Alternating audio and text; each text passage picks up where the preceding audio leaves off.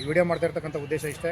ಕರ್ನಾಟಕ ರಾಜ್ಯ ರಸ್ತೆ ಸಾರಿಗೆ ಸಂಸ್ಥೆ ನೌಕರರ ಪತ್ತಿನ ಸಹಕಾರ ಸಂಘ ಬೀದರ್ ವಿಭಾಗ, ಭಾರತೀಯ ಮಜ್ದೂರ್ ಸಂಘ ಮತ್ತು SC/ST ಮತ್ತು ಕರ್ನಾಟಕ ರಾಜ್ಯ ರಸ್ತೆ ಸಂಸ್ಥೆ ನೌಕರರ ಸಂಘದ ವಿಲೀನದೊಂದಿಗೆ ಏನು ನಿಂತಿದ್ದಾರೆ.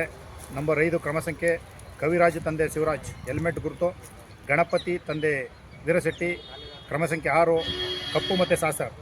ಪರಿಶಿಷ್ಟ ಜಾತಿ ಮತಕ್ಷೇತ್ರದಲ್ಲಿ ಸೂರ್ಯಕಾಂತ್ ಟೈಗರ್ ಅವರು ತಂದೆ ನಾಗಣ್ಣ ಕ್ರಮ ಸಂಖ್ಯೆ 4 ಇವರ ಗುರುತು ಕೋಟು. ಮತ್ತು ಪರಿಶಿಷ್ಟ ಪಂಗಡ ST ಕ್ಷೇತ್ರದಲ್ಲಿ ಬಸವರಾಜ್ ತಂದೆ ಶಂಕರ್ ಕ್ರಮ ಸಂಖ್ಯೆ 2 ವಿದ್ಯುತ್ ಕಂಬ. ಮತ್ತು ಕ್ರಮ ಸಂಖ್ಯೆ 1 ಅಂಬರೀಶ್ ತಂದೆ ನಾಗಣ್ಣ ಐರನ್ ಪೆಟ್ಟಿಗೆ.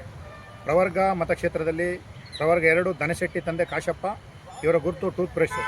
ಮತ್ತು ಮಹಿಳಾ ಕ್ಷೇತ್ರದಲ್ಲಿ ಇವರ ಕ್ರಮ ಸಂಖ್ಯೆ 2 ಗೀತಾಬಾಯಿ ಗಂಡ ವಿನಾಯಕ ತುತ್ತೂರಿ. ಮತ್ತು ಕ್ರಮ ಸಂಖ್ಯೆ 6 ಶಾಂತಬಾಯಿ ಗಂಡ ರಮೇಶ್ ಇವರ ಕ್ರಮ ಸಂಖ್ಯೆ ಕುಡಿಕೆ.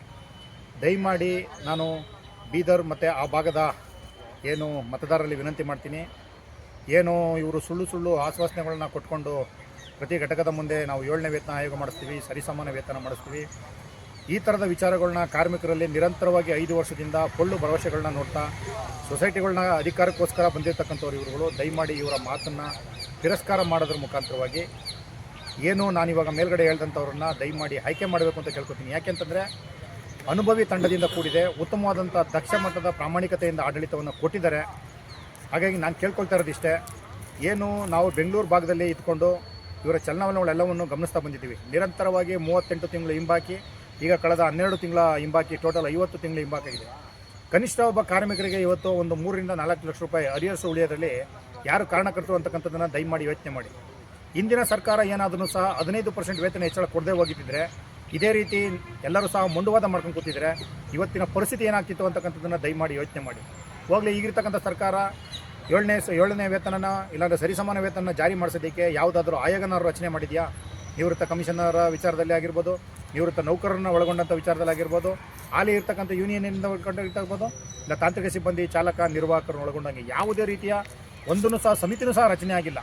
ಆದ್ರೂ ಸಹ ಇವರು ಬಜೆಟ್ನಲ್ಲಿ ಏನೋ ಆಗುತ್ತೆ ಅಂತಕ್ಕಂಥ ವಿಚಾರವನ್ನು ಇಟ್ಕೊಂಡಿದ್ದಾರೆ. ನಾವು ಸಹ ಕಾದು ನೋಡ್ತಕ್ಕಂಥ ವಿಚಾರವನ್ನು ಅನುಸರಣೆ ಮಾಡ್ತಾಯಿದ್ದೀವಿ.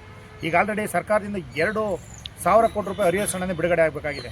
ಇದ್ಯಾವುದೂ ಸಹ ಆಗ್ತಾಯಿಲ್ಲ. ಬರೀ ಇವರು ಸುಳ್ಳು ಮತ್ತು ಪೊಳ್ಳು ಭರವಸೆಗಳನ್ನ ಹೇಳ್ಕೊಂಡು ಕಾರ್ಮಿಕರನ್ನ ಯಾಮಾರಿಸ್ಕೊಂಡು, ಅದರಲ್ಲೂ ಮುಗ್ಧ ಕಾರ್ಮಿಕರನ್ನ ಯಾಮಾರಿಸೋದ್ರಲ್ಲೇ ಇವರು ತಲ್ಲೀನರಾಗಿದ್ದಾರೆ. ಉತ್ತಮವಾದಂಥ ಸೊಸೈಟಿಗಳಲ್ಲಿ ಆಡಳಿತ ನಡೀತಾ ಇದ್ದರೂ ಸಹ ಇಲ್ಲಿ ಭ್ರಷ್ಟಾಚಾರ ನಡೀತಾ ಇದೆ. ಇವರು ಪ್ರಾಮಾಣಿಕವಾದಂಥ ಆಡಳಿತ ಕೊಡ್ತಾ ಇಲ್ಲ ಅಂತಕ್ಕಂಥ ವಿಚಾರವನ್ನು ಇಟ್ಕೊಂಡು ಹೋಗ್ತಾ ಇದ್ದಾರೆ. ಹಾಗಾಗಿ BMS, SC/ST ಸಂಘ ಮತ್ತು ನೌಕರರ ಸಂಘ ಎಲ್ಲವೂ ಸಹ ಕೈ ಜೋಡಿಸಿದೆ. ಮತ್ತು ಹಾಲಿ ಡೈರೆಕ್ಟರ್ಗಳನ್ನು ಒಳಗೊಂಡಂಗೆ ಉತ್ತಮವಾದಂಥ ತಂಡವನ್ನು ಬೀದರ್ ವಿಭಾಗದಲ್ಲಿ ನಿಮ್ಮ ಮುಂದೆ ಮತ ಚಲಾವಣೆ ಮಾಡ್ತಾಯಿದ್ದಾರೆ. ದಯಮಾಡಿ ನಾಳೆ ನಡೀತಾ ಇರ್ತಕ್ಕಂಥ ಮತದಾನದಲ್ಲಿ ಸಂಪೂರ್ಣವಾಗಿ ಈ ತಂಡವನ್ನು ನೀವೆಲ್ಲರೂ ಕೈ ಜೋಡಿಸಿ ಗೆಲ್ಲಿಸಬೇಕು ಅಂತೇಳಿ ನಾನು ನಿಮ್ಮೆಲ್ಲರ ಪೂರ್ವಕ ವಿನಮ್ರತೆಯಿಂದ ಕೇಳ್ಕೊತಾ ಇದ್ದೀನಿ.